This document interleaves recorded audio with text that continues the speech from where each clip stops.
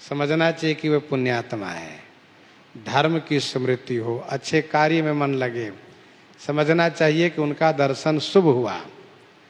और जिनके दर्शन से भगवान विस्मृत हो, पाप में प्रवृत्ति हो, पाप की ओर रुचि बढ़ती हो, समझना चाहिए यही पापी है। देखो भाई, धर्म शास्त्र में गुण दोष इसलिए दिखाया गया है कि हम समझें, देखें, क्योंकि संग्रह त्याग न बिनु पहचाने। जब तक हम जानेंगे नहीं तो पता कैसे चलेगा। गोस्वामी जी ने तो यहां तक दोहावली में कहा कि वचन और वेश से नहीं समझा जा सकता है कि कौन अच्छे हैं कौन बुरे हैं। वचन और वेश से नहीं समझा जा सकता है कौन अच्छे हैं कौन बुरे हैं। वचन वेश क्यों जानिए मन मलिन नर नारी, क्यों कहा सूप नखा मृग पूतना दसमुख प्रमुख विचारी।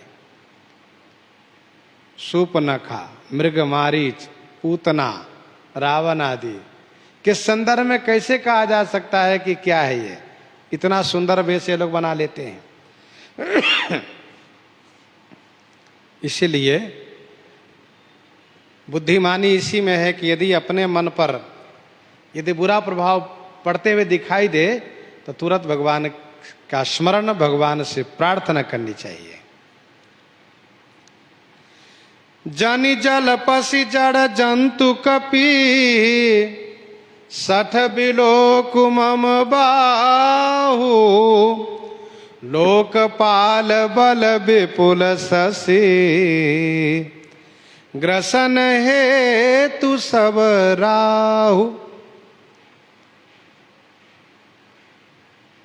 अरे जड़ जंतु कपि, अरे जड़ जंतु माने कीड़े, कपि बानर, अरे मूर्ख कीड़े बानर। जनि जलपसी, जनि माने मत, जलपसी माने व्यर्थ की बातें कर। व्यर्थ की बातें मत कर, बकवास मत कर। अरे सठ मम बाहु बिलोकु, मेरी भुजा को बिलोकु माने देखो। अरे कीड़े वानर, तुम व्यर्थ की बातें मत करो, बकवाद मत करो। बकवास जो कर उसको मत करो, अनर्गले बातें मत करो। अरे मूर्ख, मेरी भुजा को देखो, देखो देखो मेरी भुजा पर देखो, चक्र का चिन्ह पड़ा हुआ है। चक्रधारी के चक्र भी मेरी भुजा से टकरा करके और मेहनत करके वापस हो गया, काट नहीं पाया चक्र मेरी भुजा को। लोकपाल बल विपुल शशि, ग्रसन हेतु सब राहु। लोकपाल का बल, ये जितने लोकपाल है ना, जितने लोकपाल है, अष्टलोकपाल का नाम आता है रवि, शशि, पवन, वरुण, धनधारी, अग्नि, काल, जम, ये अष्टलोकपाल है, सब अधिकारी। इन लोकपालों के बल रूपी विपुल शशि माने बहुत से चंद्रमा को गरसने के लिए ये मेरी जो 20 भुजाएं हैं ना, ये सब राहु है, राहु। ग्रसन हेतु सब राहु। जनि जल पसी जड़ जंतु कपि,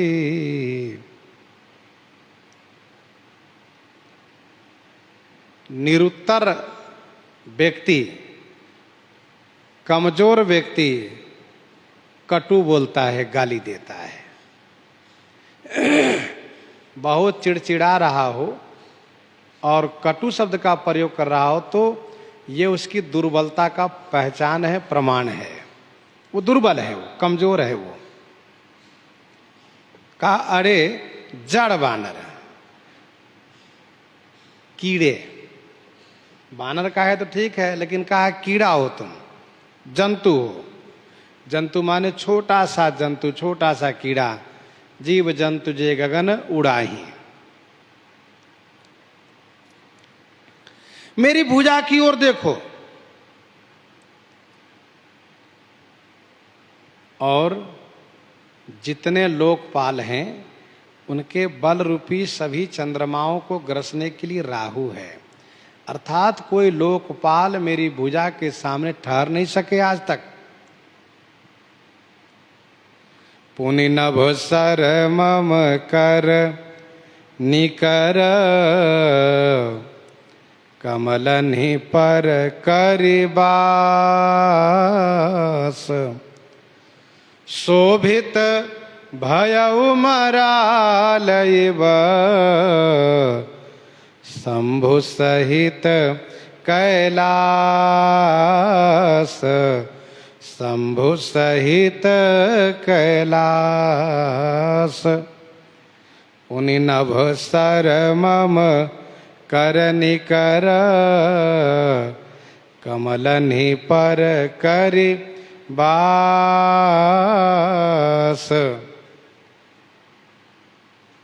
पुनि नभ रूपी सर माने सरोवर में, पुनि माने फिर, नभ माने आकाश रूपी सर माने सरोवर तालाब में, मम कर निकर रूपी कमलनि पर आकाश रूपी तालाब में मेरी भुजा रूपी कमल समूह पर कैलाश सहित शंभु वास करी मराल इव शोभित भयउ।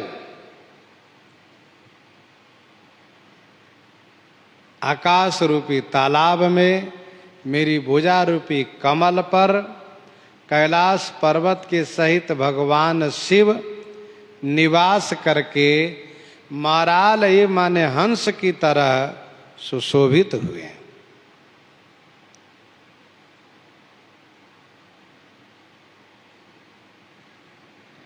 कुछ लोगों ने कहा कि कमल पर माराल को बैठते तो नहीं देखा जाता है। तो दूसरे संत ने यह कहा कि पुरैन पर बगुला को चलते हुए देखा जाता है। पुरैन पर जब बगुला चल सकता है तो हंस कमल पर बैठ सकता है। फिर भी कुछ संतों ने यह कहा कि हंस कमल पर नहीं बैठ सकता, कमल उसका वजन नहीं धारण कर सकता, इसीलिए माराल का अर्थ होना चाहिए मारालो अली सावक। मारालो अली सावक, माराल माने छोटा सा भौरा, मारालो अली सावक। लेकिन रावण जो कहना चाहता उसमें मारालो अली सावक अर्थ करने से अर्थ में हल्कापन होगा, इसीलिए अर्थ हंस का ही रहेगा। जैसे कैलाश पर्वत शुभ्र वर्ण है, भगवान शिव गौर वर्ण है, वैसे हंस श्वेत होता है, सफेद होता है। शोभित भयो मराल एवं शंभु सहित कैलाश। वैसे सरोवर में हंस को विचरण करने की बात गोस्वामी जी ने कही है। सुरसर सुभग बनज बनचारी, सुरसर सुभग बनज बनचारी, डावर जोग की हंस कुमारी। सुरसर सुभग बनज बनचारी, यह चौपाई कह रही है कि हंस सरोवर में विचरण करता है। मान लो कि हंस कमल पर न भी बैठता हो, फिर भी रावण कहना यह चाहता है कि मेरी पूजा रूपी कमल पर कैलाश पर्वत के सहित भगवान शिव विराजित हो गए, बैठ करके शोभा को प्राप्त हुए। ये मेरी भुजा रूपी कमल की विशेषता है, इस बात को रावण कहना चाहता है। रावण अधिकता दिखाना चाह रहा है, तो अधिकता दिखाने में यह सही है, सत्य है।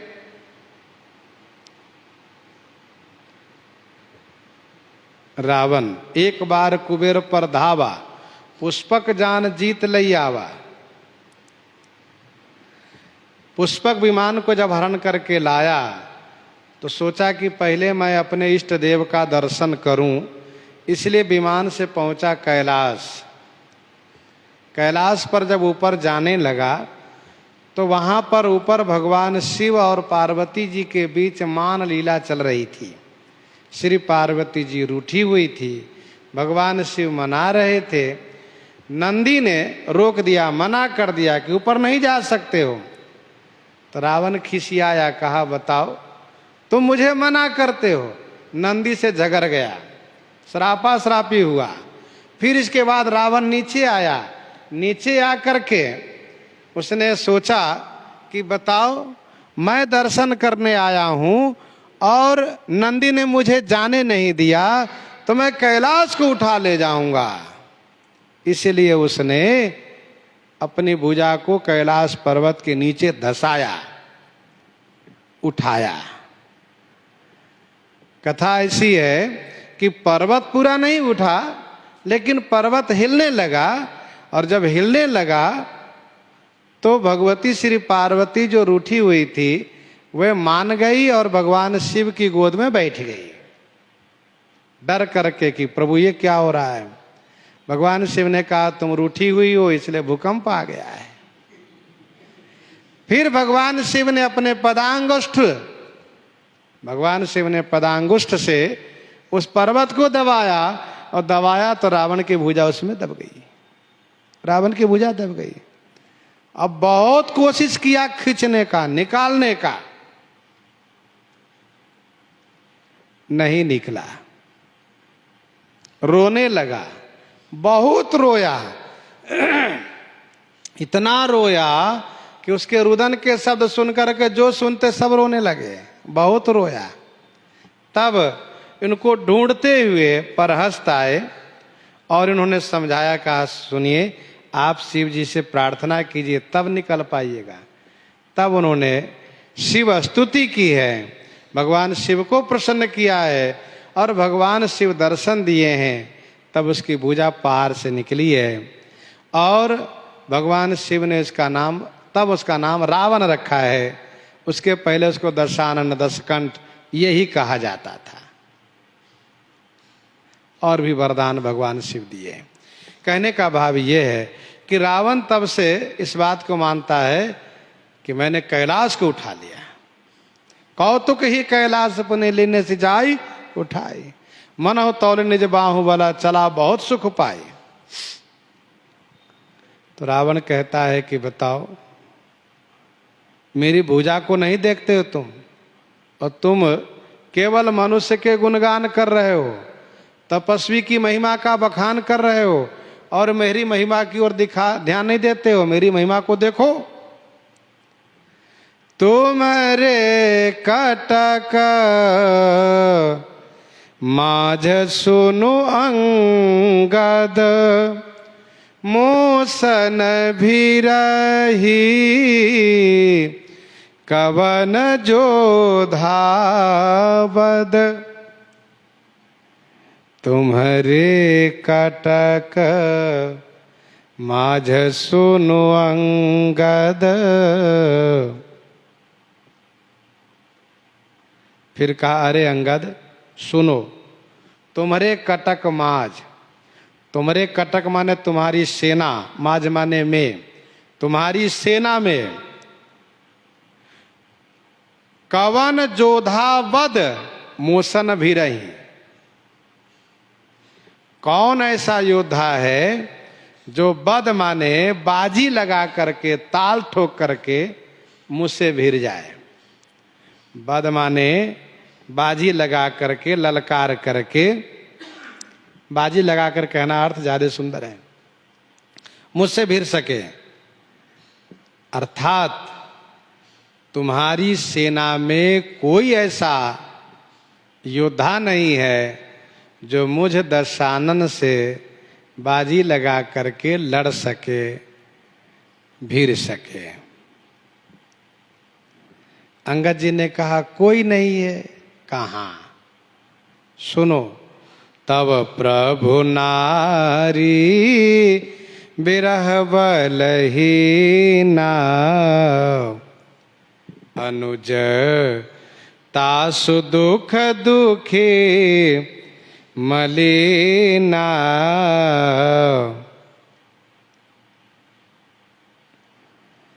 तब प्रभु नारी बिरह बलहीना। तब प्रभु, तुम्हारे प्रभु, जिनको तुम कहते हो विश्व के प्रभु हैं, नहीं नहीं, वे सबके प्रभु नहीं हो सकते। सबके प्रभु तो मैं हूं। वे केवल तुम्हारे प्रभु हो सकते हैं, क्योंकि बानर को जो पोषण करता है, बानर उसी को अपना प्रभु स्वामी मानता है। तब प्रभु, तुम्हारे प्रभु नारी के विरह में बलहीन हो चुका है। तब प्रभु नारी विरह बलहीना। अनुजतासु दुख दुखी मलिना। और तासु अनुज, अनुज तासु दुख, अनुज उनके भाई हैं। तासु दुख माने उनके दुख से दुखी और मलिन हो गए। दोनों युद्ध के लायक नहीं रहे।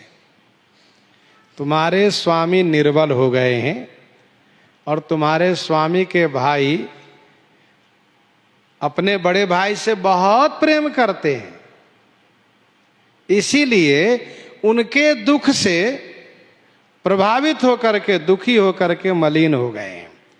मलिन हो गए अर्थात विवर्ण हो गए हैं। विवर्णता आ गई है, उनके रंग उड़ गए हैं, पीले पड़ गए हैं वे।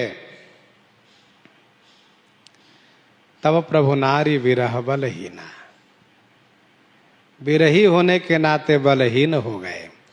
श्री राम जी कहते हैं, विरह विकल बलहीन मोही, विरह विकल बलहीन मोही, जान से निपट अकेल। विरह विकल बलहीन मोही, जान से निपट अकेल। बलहीनता आ गई।